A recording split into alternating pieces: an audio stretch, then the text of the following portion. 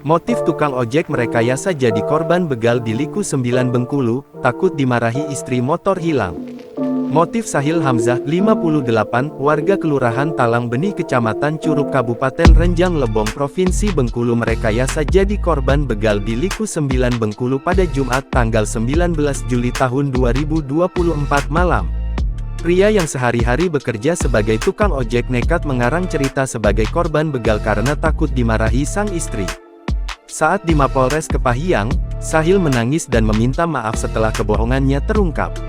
Sahil hanya mengarang cerita dan merekayasa seolah-olah dirinya terkena begal untuk menghindari amarah istrinya yakni Nopensi, 55. Di mana memang sepeda motor Honda Beat dengan nopol BD 2350 FC milik Sahil benar-benar hilang.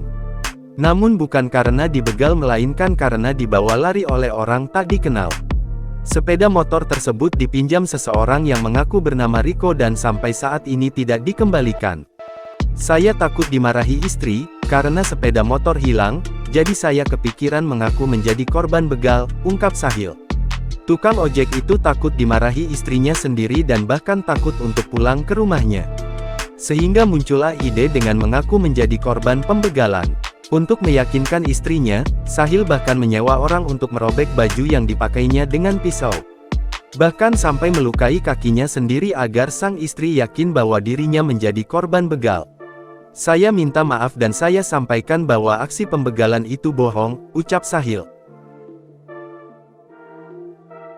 Download Tribun X sekarang, menghadirkan lokal menjadi Indonesia.